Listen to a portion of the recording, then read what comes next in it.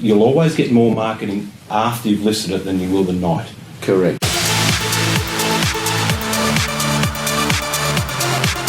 Hi everyone, it's Tom Panos here. I've got with me someone very special today, Tony Larkin, who is one of the partners of Barry Plant, the group in Victoria, and he's also got a senior leadership role in this company, oversees most of the business. But today we're going to talk about him and his role as he oversees the training and the development and coaching and strategy of the group. Tony, welcome.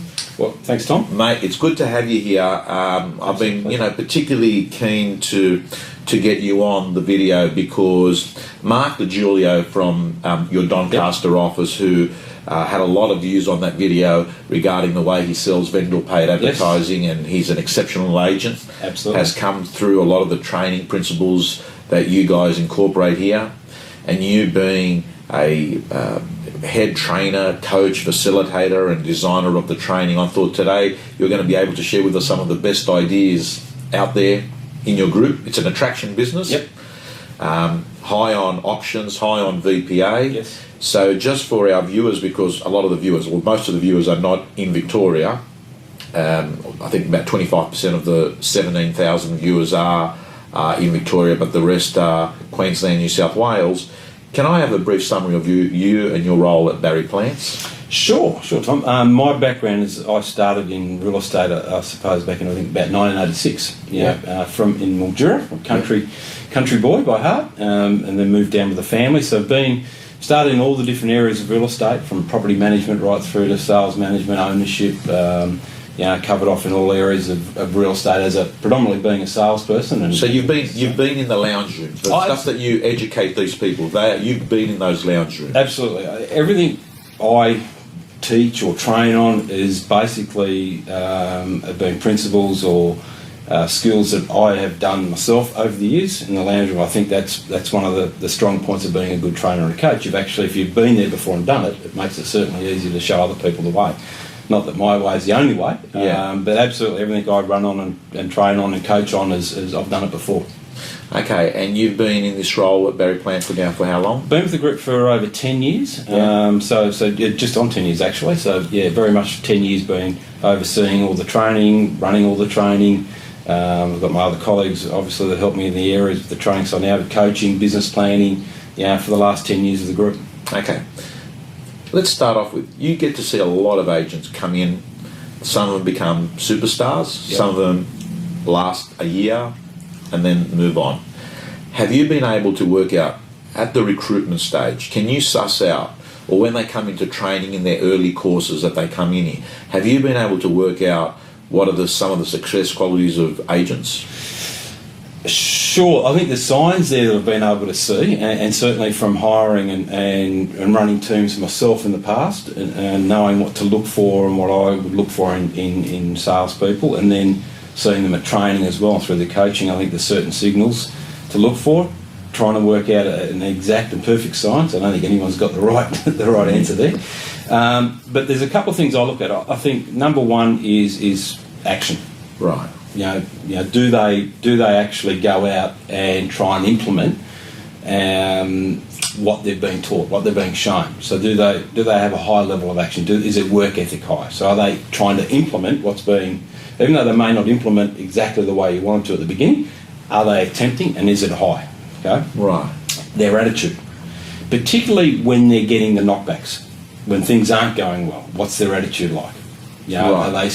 Are they still upbeat? Are they still a little bit optimistic? Do they take the knocks better? Right. Or does it blow them out of the water? Right. Okay?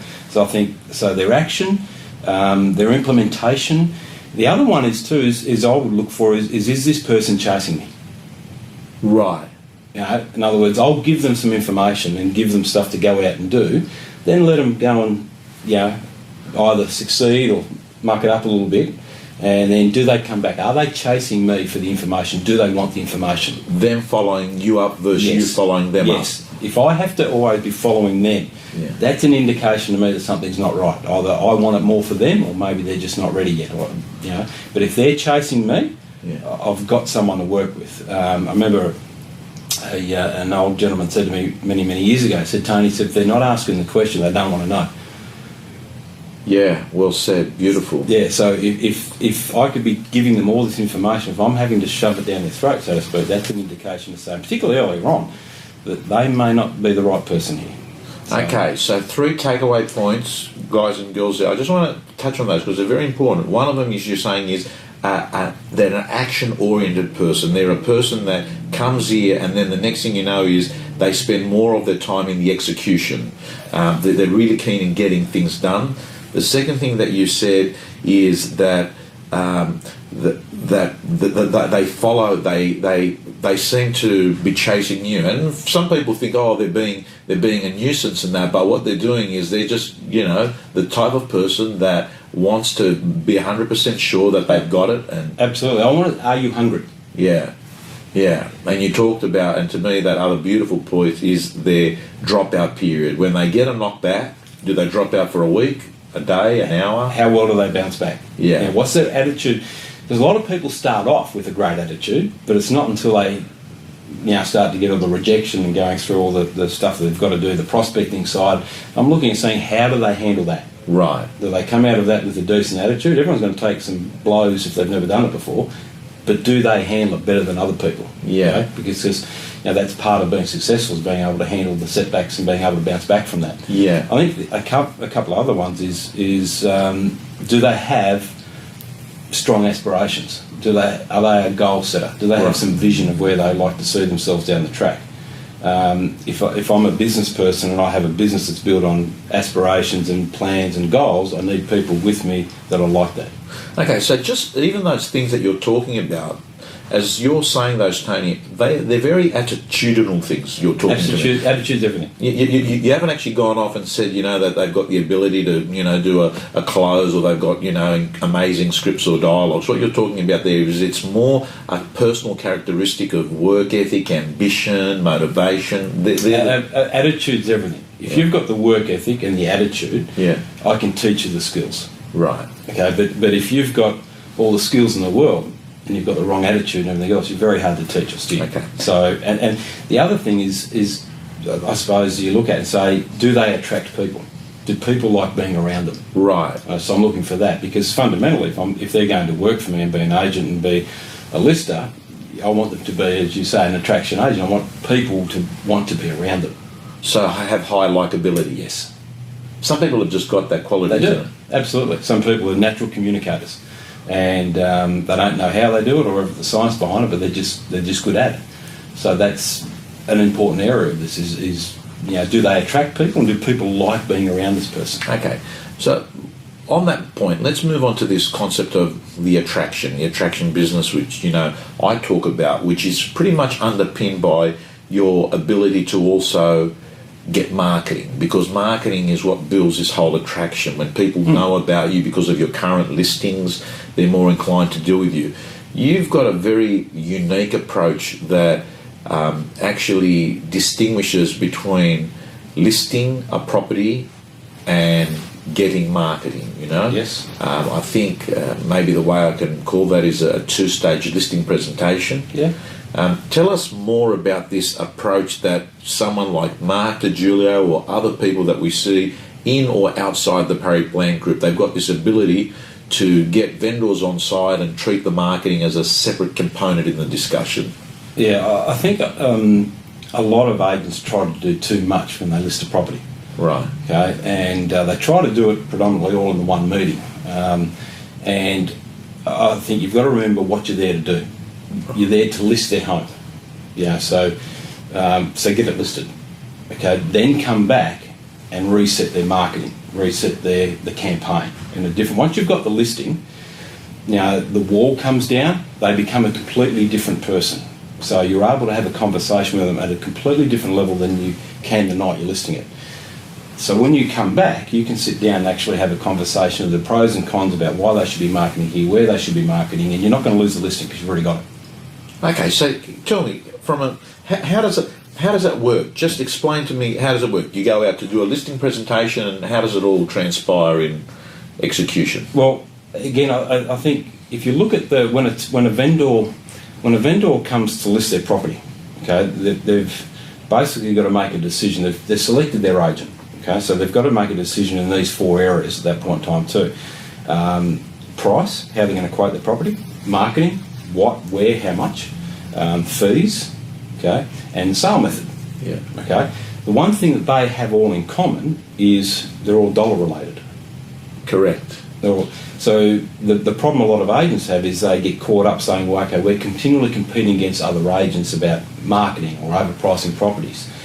And the main reason for that is their listing presentation is basically built around that. Right. So they're, in a lot of instances, they're actually bringing the argument on because they're using CMAs incorrectly. Right. Okay, so if I'm sitting down in the listing presentation and I'm showing and talking to you about, you know, we sold this house for that, we sold this for this, we had it on the market for this many days, we got a great result for this one, and we got, you know, 300 or 200,000 above reserve on this particular property. What's your next question going to be towards me? How much? Yeah, how much is my house worth? Yeah. Absolutely. Now, I brought that on by showing you that. Yeah. Does that make sense? Yeah, yeah. You've led me. It's like, you know, it's like a trail that you've taken me down. Absolutely. So with the listing presentations, a lot of the agents that I see, they spend more time in those 4 areas. They get way too quickly into marketing. Yeah. They get way too quickly into CMAs. Yeah. You know, and fundamentally, all the agents are doing the same thing. Okay, they're showing the same. So what's your recommended approach? I think you've got to look at, number one is the relationship is critical. Right. Okay. You know, if you build a relationship, the conditions are negotiable. Yeah. Yeah. So if I develop a relationship where you choose me because you feel more comfortable and everything else, now I can't just rely on that being the only thing that's going to get me across the line. But if that's had a big part of it, it makes the rest of it very easy. Yeah. Okay. So that's the important thing. The next thing is having a process and a strategy. So what is your process and a strategy for how you're going to go about selling these people's homes? Does that make sense? So, yeah, what are the things that you cover in the process strategy? Well, your buyer strategy. Right. What's your buyer strategy? Which buyers are you looking to attract? And as we're talking earlier on, there's 3 types of buyers. Yeah. I really like the way you put that. So if it's okay, if we can touch that again Sure. on this video. So what are those buyers? Well, you'd ask the vendor, which buyer are you wanting to attract for your property? You know, there's 3 types of buyers. And I said, well, you know, which ones? I'm sorry, I'm unsure which. Yeah. What are they? So, yeah. Well, well, you've got your researcher, you've got your shopper, and you've got your buyer. They're 3 different buyers, and they look and search for real estate completely different. Yeah, and the end result you have at with your home has got everything to do with the type of buyers you have coming through. So the 3 buyers are the researcher, the shopper, and the buyer. Yes. Okay. And what you're saying to a vendor is your final result has got to do with which buyer you're attracting. Absolutely. So what we do is create a strategy, a buyer strategy around making sure we're ensuring we're getting the right buyers to your home, not the wrong ones. Right. Okay, so what I'm sort of going down the path saying you need to have a more of a process-driven listing presentation and a strategy-driven presentation than a cost one. Got Okay? you. So if you list with me because of my strategy and my approach that how we're going to, you know, promote your property to the market, and you can do that without getting into marketing specifics. Yeah, a big part is our negotiation strategy. That's the big key. I think I want to highlight to you that my negotiation strategies are way better than anybody else out there. Okay, so this is gold, gang, and I know that for many people it might be a little bit of a head spin, particularly the newer people, but what Tony is saying is don't go down the path of the commodity dungeon where you're going to start saying we're all the same, so it's about who's the cheapest. Absolutely. Right? And what you're saying is worry about the process and the proceeds will come. Go down that path. Have a process and strategy-driven listing presentation, not a product one. So, how does that contextually work in when you're selling? Your plan is that you'll sign up the listing because they like you, trust you, and realise that they have a problem, and your problem is that you have a process to solve that problem. Absolutely, it's because of the strategies. It's not because just on the relationship side. Okay? It's got a lot to do with the process and strategy. The strategy that I'm going to adopt for your particular property in your campaign is what's going to get us a great result. Okay, so I'm not necessarily going to talk about the great result, it's the processes leading up to that. Yeah. And they're going to list with me because of that, because they believe that the processes and the strategies, my negotiation process, is way better than any of the other agents, so therefore they have a greater chance of them getting their dream price with me than they do with anybody else. Okay, so I want them to list on that area. Then I can come back. If they've listed with me and chose me because of that, then I can come back and say, okay, then we'll adopt and sit down and work out the exact marketing campaign that's best to get the right buyers through. Okay, so you sign up the listing. Yep. And then how do you actually touch on those other issues, the marketing there at the first listing? What do you say to them? I'm going to come back and... Well, from what most of the agents do is at that point, then once they've got the listing, they've got to go away and obtain the photography, get the photography organised and so on. So at that point in time, you'd say, okay, great. Look, I've taken it upon myself, Tom. I was hoping I'm going to get the nod to go ahead tonight. Our photographer is absolutely flat out with all the campaigns we're running, so I have taken it upon myself and gave him a quick call before we came here just to see when they're available, if you're going to go ahead with me tonight. Now, he's available on Wednesday or Thursday. Does that suit you to get them to come through and do the photos? Yeah. So great. Okay, well, what we'll do is we'll get the photos done, we'll get the ads written up, and what I'll do is I'll go away and put together some different campaigns, and we'll use some campaigns of properties that have sold recently that are very similar to your property that have got great results. They've had good numbers come through the home, they've got a great result. We'll sit down together when I get all this back. We'll come back on Saturday, we'll sit down together and run through the different options and work out how best to market your home in line with what we know is going to get the people through the home and also in line with what you want to achieve for your property. Okay, so to get this right, sign it up, create a bit of urgency by saying we've got a photographer lined up, I'm going to come back. Yep. And you've told them you're coming back to talk about marketing. Absolutely, and you've got to make them feel that they're in control too. Right. They're part of this. Right. And when you make people feel that they're part of the whole process, even though we're going to do it, they will come on. Most people are looking for leadership. So Tony, what about the vendors that say, so what's it going to cost? The marketing's going to cost. How much would you like to spend? A few, not much, a few thousand. It can be as little or as much as you like. Why don't we put together a couple of examples of properties that have sold recently, got a great result, similar to yours, and I'll show you what they did. Yeah. And then we'll work out together best how you want to market it. Okay, so sign up the listing and don't get into... If you get the first part right, that becomes very easy because we've got guys out there doing that and we've trained them, they're very good at that. You'll always get more marketing after you've listed it than you will the night. Correct. And if you look at it, Tom, if you look at it, one of the problems with a lot of campaigns is not so much at the moment because the market's pretty good everywhere, but the markets don't stay good forever. Yeah. One of the problems with a lot of campaigns is they start off overquoted. Yeah. And with incorrect marketing from day one. Yeah. And one of the reasons for that is they do it all on the night they list it. Yeah. Now it's too much info. Yeah. You've already been there for an hour, probably trying to secure the listing. Yeah. You've now negotiated. One of the last things you do is negotiate your fee. Yeah. And you've gone backwards and forwards negotiating your fee, and most vendors feel like they've taken a checkbook out, written you a check and given it to you. Yeah. They don't, but that's like, okay, great. Yeah. Now I'm going to say, I think you should also spend this much money on advertising. Okay, That's so... too much. Yeah, so let's talk about it. You come back a few days later with the photos. How do you explain to a vendor that, we live in a world now, Tony, where people are saying print's dying, it's all digital. How do you explain the various forms of marketing, why they should use print? Well, I think one thing that I think it's important that the agents keep statistics. Right. So through their open homes, through buyer inquiries of where people first saw the property, not necessarily where they saw the open time, because they may have seen the property in the paper and then gone to the internet. Yeah. Okay, so where they first saw the property. So you keep those statistics and it will show you that there's a large percentage of people who are looking in the papers, as well as online. We all know that. So I think you can display that in your presentation when you come back. You can say the objective here is the more people we can expose your property to, the more chance we have of getting more people to inquire and come to your home. Okay, the more inspections, inquiries we get, the greater the chance of the competition. The greater competition, the price goes up. So we've got to try and cast a net out there to get as many of those buyers to your home as possible. Now, if you have a look at where all the buyers are coming from, this is where the buyers are seeing properties. So what do you do, it in a graph type thing? Show them the graphs. So, and then show some real life case studies of actual open homes and sales that you've made, and say, well, this is where the buyers came from. This is where they first saw that.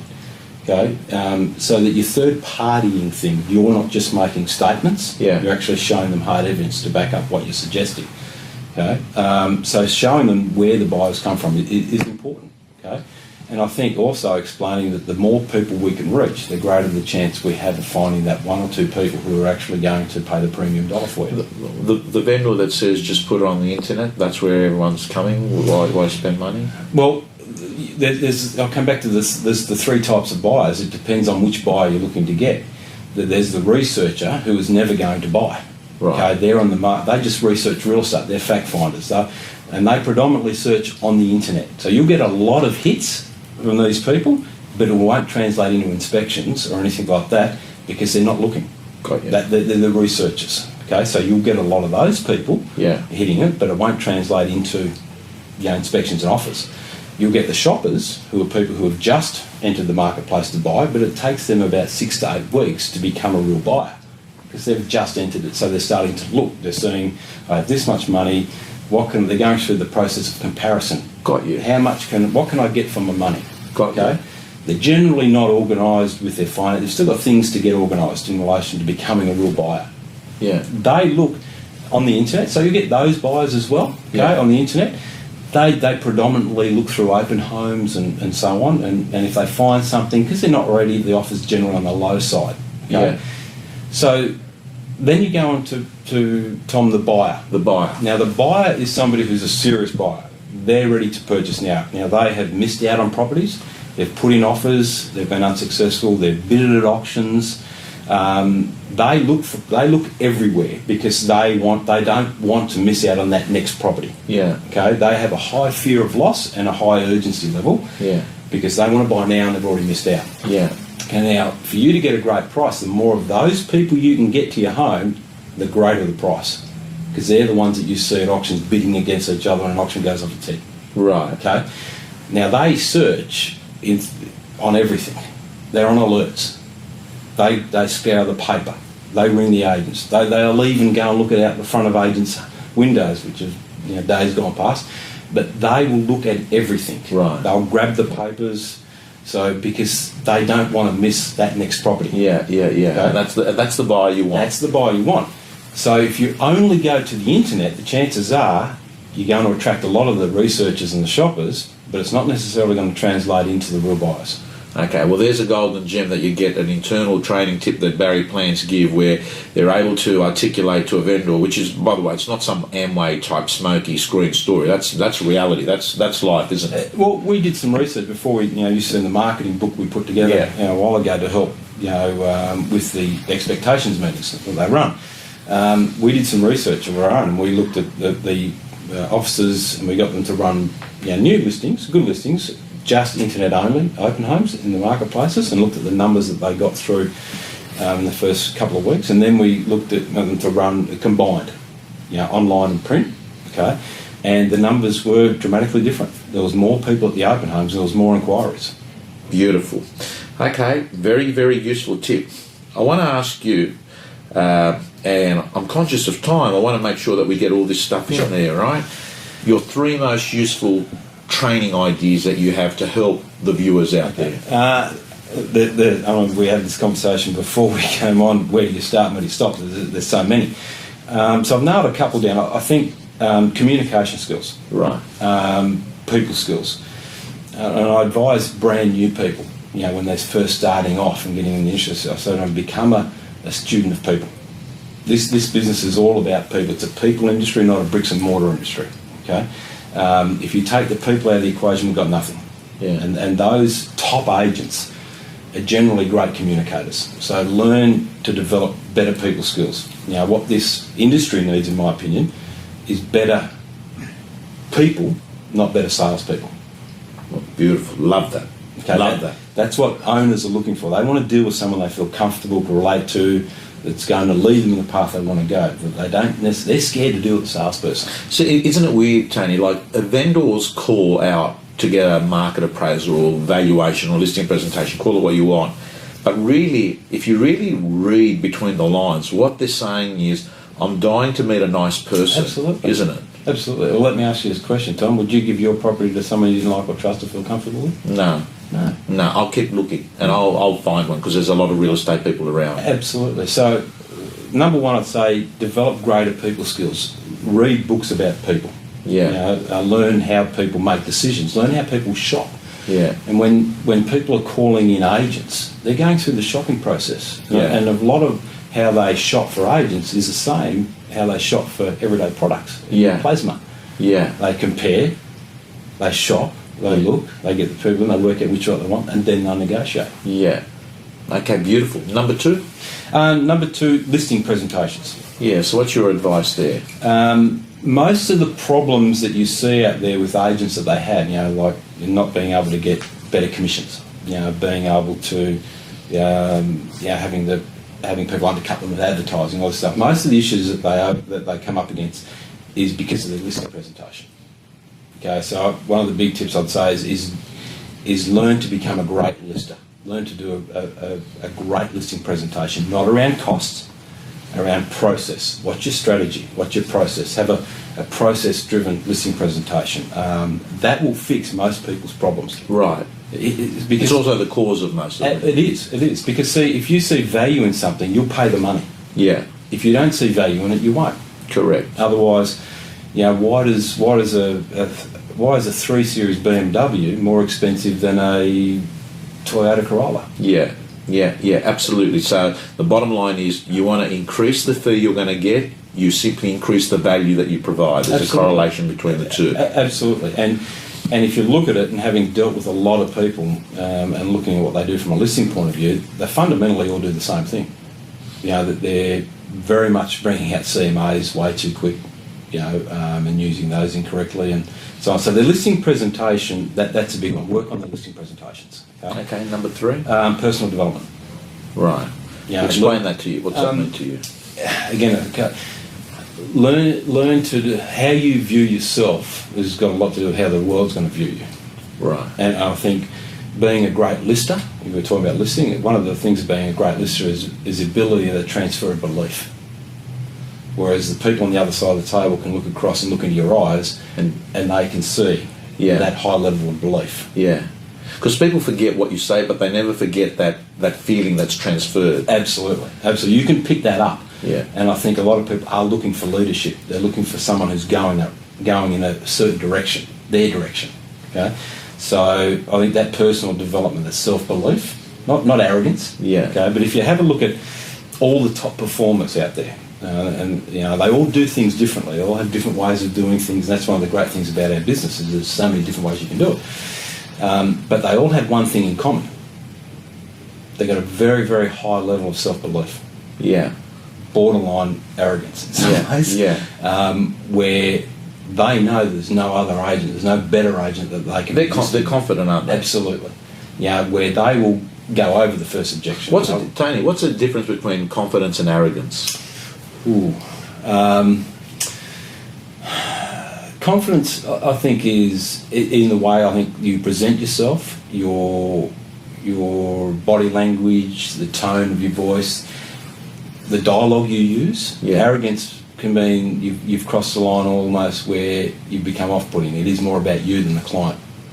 Obviously, you're very confident in what you're doing. Yeah. But it's that confidence is more built around yourself, not us. Yeah. Does that make sense? Yeah, it absolutely does. And I actually think that most people know themselves when they're being too much of a smarty and it's about them, Yeah. People like people that are humble. Yeah. All right. I want to ask you, biggest mistake real estate agents make in the 10 years that you've been here? Biggest mistake? I think their listing presentations, right. I come back to that, right. is fundamentally all the same. Right. So they don't pay enough attention to that. Right. And they don't practice that enough.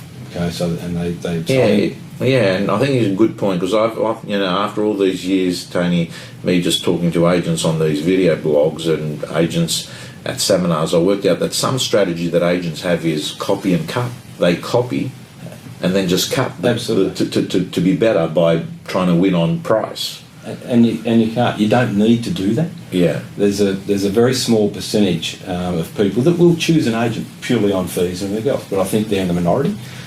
And I think one of the mistakes agents make is they try to have a listing presentation where they try to please everyone.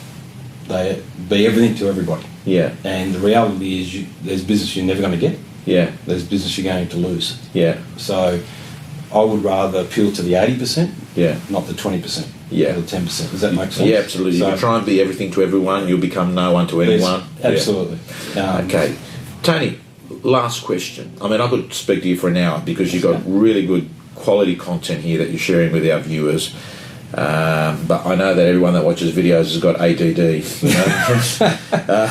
So what I was going to ask you is, if you were starting in real estate day one, through your life as a real estate agent, through your life as an executive for a leading franchisor here in Victoria, as a great real estate trainer, coach, strategist, what's the best piece of advice you'd be giving Tony Larkin if you were starting today?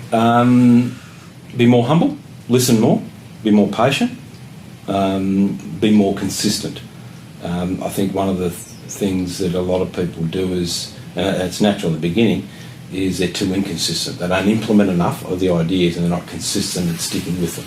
So I'd certainly say be more consistent at what I do. Find a good coach. Yeah. Find a good mentor. Yeah. And that may be your principal, it may be your sales manager, hopefully. But I think it's not bad also to have somebody outside of that as well. So find a good coach who can put you on the right path and hold you accountable. Tony, thank you so much. I've known you for some time now. I've been to a couple of conferences that I've been lucky enough to be involved in overseas with Barry Plant.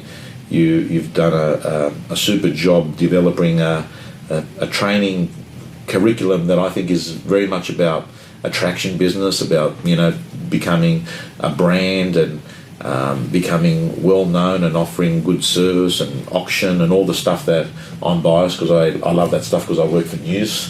But and it just so happens that it works too, Tom. And it just happens that it works. So I want to thank you so much for sharing a lot of those key concepts that you train Barry Plant people every day. Absolute pleasure. Thank you. Thank you.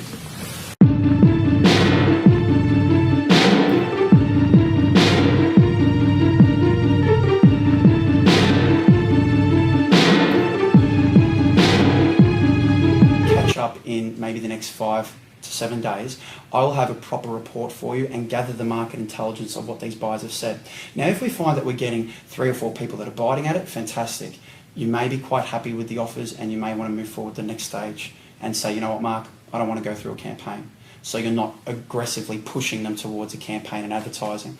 But equally, you may have to say to yourself, well, Mr. and Mrs. Vendor, out of a very small sample, we've already got 2 or 3 offers.